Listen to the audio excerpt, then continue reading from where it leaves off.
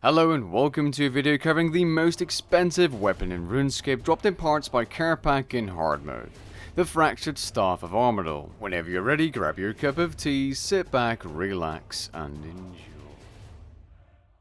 This staff should not be confused with the Armadyl Battle Staff, as that's a much lower tier weapon at tier 77, while this Fractured Staff of Armadyl is a tier 95 weapon. And it definitely has the price of a tier 95 weapon as well. Currently, as of recording this video, the price of the weapon is around 5 billion GP and rising, and it could probably be higher or lower whenever you're watching this video. I'm not sure. Now, while this weapon is expensive, to get the most out of it, you're also going to have to spend a pretty penny on getting yourself a bunch of crit boosting items, which to try out the staff, I of course needed to get. So I bought myself Greater Concentrated Blast, I got myself a Channeler's Ring, which I feel I paid way too much for, like double the price of what it was a week back, but I guess that's something that just comes with owning a 5 billion GP staff. You'll also be burning through runes like there's no tomorrow with this staff, so in short, this item is for the rich of Runescape. Thanks to a player named Helldog though, I had the pleasure of trying out this staff, because otherwise I probably would have never been able to afford it, as I simply don't have 5 billion GP lying around. Now let's compare the stats of this weapon, but before we do, a word from today's sponsor. Today's video has been sponsored by Ace Defender. Ace Defender is a free-to-play strategy role-playing game with tower defense-like elements. The game revolves around... hold on. The game follows a traditional RPG storyline through 40 different chapters, and each chapter features a mixture of both turn-based RPG and tower defense game modes. An uncommon but entertaining combination, as this provides variation to the near 2,000 total levels. You can use a team of heroes for each level, and there are currently 48 heroes in the game from 5 different factions. Each hero has their own background story, and the developers plan to add new heroes every 2 weeks, expanding the variety in hero team setups.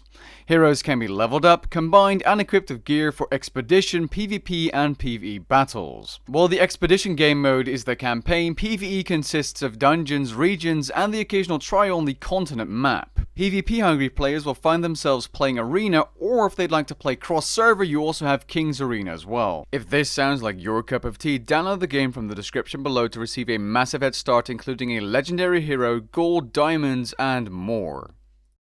If we compare the stats of this tier 95 staff to the tier 92 and tier 90 counterparts, being the Staff of Sliska and Noxious Staff, you can clearly see that the accuracy of the tier 95 staff is close to 12.5% higher than the tier 90, and 7.3% higher than the tier 92. In reality, if we take skill bonuses into account, the accuracy percentage increase is slightly lower, but it's still a hefty improvement overall. It's also worth noting that having a higher tier magic weapon increases your raw max hits as well.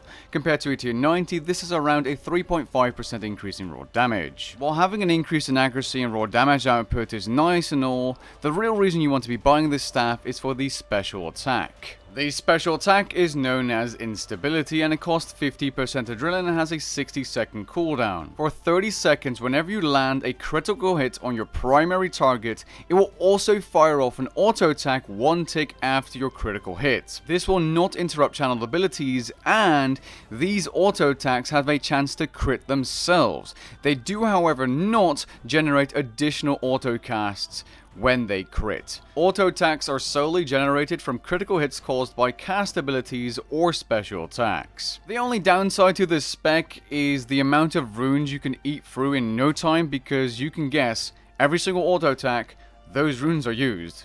So that's expensive. In short, the more critical hits you land, the more damage you'll be dishing out in a short period of time, and the more you'll be breaking your bank. So how will we be gaining more critical hit chance? Well, first of all, we're going to be using a Gromar for a 12% increased critical hit chance.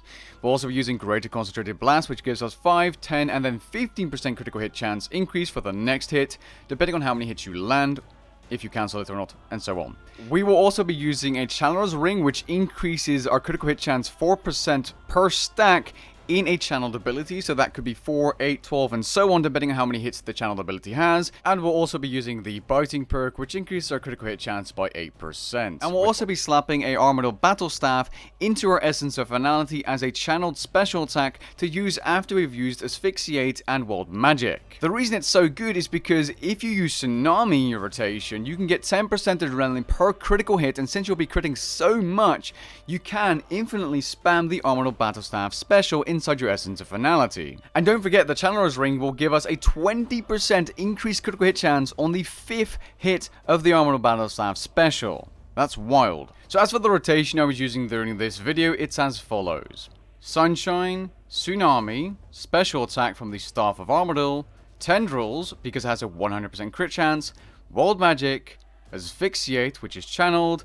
and then the Essence of Finality Armadyl battle staff, and just pray you'll get enough crits to keep your adrenaline high. If you have max stacks with the Insight Fear spell, you'll be able to use that Tsunami at 40% adrenaline, and it's pretty much a requirement for this rotation. And don't forget that if you want to get the most out of this rotation, you will have to switch to dual wield to use Greater Concentrated Blast before, for example, Asphyxiate. And having access to Limitless and Adrenaline Potion, and of course the Impatient Invention perk to gain more adrenaline, is definitely recommended. If you're not using a damage boosting aura, using Inspiration could be useful as well, and you could also use the Conservation of Energy or Heightened Senses Archaeology Relics to get the most out of your rotation. However, because my Archaeology level isn't that high, I decided to go with my Darok's Relic and Persistent Rage instead. Now, bearing in mind that I've been using range for months and I've barely touched magic, it was quite confusing and difficult for me to adapt to using a rotation like this because there's quite a few steps and ring switches, and it just doesn't feel very satisfying until you've done the staff spec and you start using your threshold, because then you start to pack a real punch,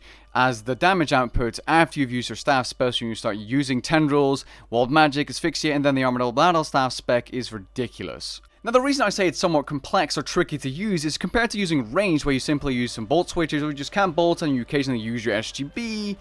I was really distracted with trying to keep an eye on the boss and also trying to get my rotation done and getting in range to use Tsunami, because Tsunami has a low range and you actually need to hit your target to get the effect. It's safe to say I was overwhelmed, especially because I had to switch a third ring, and I'll be honest, I don't like switching in Runescape.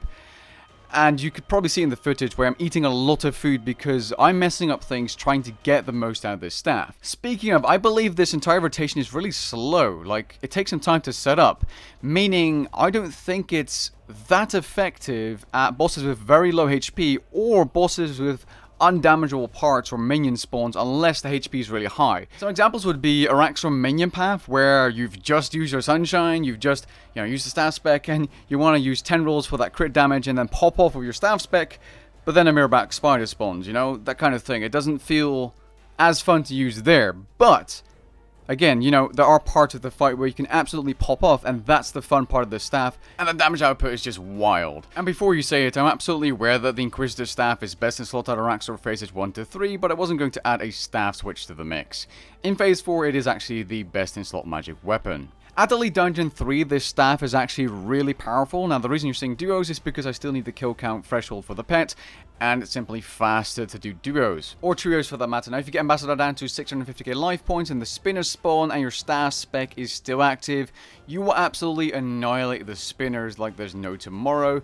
And the reason the staff is so good here is because you can easily build up to your specials and then start bursting out that magic damage because you have that boss health, you have that time, and it feels like Insight Fear was made for this staff and for late dungeons, because the potential you can get out of the spell, even though you're ripping through runes, is crazy. The only real big downside to this staff is that if you don't have the critical hit chance boosters, I don't even think the spec is worth using at all.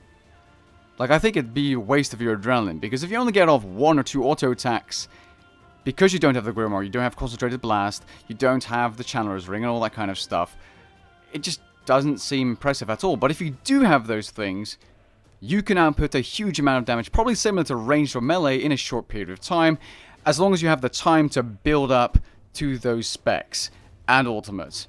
And something like a Green Beam at Telos can make it a lot easier to get that higher adrenaline, and therefore this staff is obviously really good at Telos, alongside the Inquisitor staff, which works there. But it does feel like you can output the same amount of damage with range, and it's just significantly easier, because bolt switching isn't that hard. Using your SGB now and then if it is usable on the bosses at 5x5, seems a lot easier than switching rings, switching to dual wield and main hand, using your ultimate moving close to the boss, then using it, and keeping an eye on undamageable parts of the fight, like minion spawns or the Argalaker where you can't even attack the boss. In short, what I'm trying to say is this weapon is incredible when used properly with all the critical hit chance boosts, and if you don't mind putting in some cash and effort, this weapon will take care of you by offering the best magic combat experience possible in PvM. If you're an endgame player, this weapon will be worth it to you if you like magic, otherwise it probably isn't. With that being said, I hope you guys enjoyed the video and found it interesting. If you did, leave a like down below and maybe even consider subscribing, and I'll catch you guys in the next one.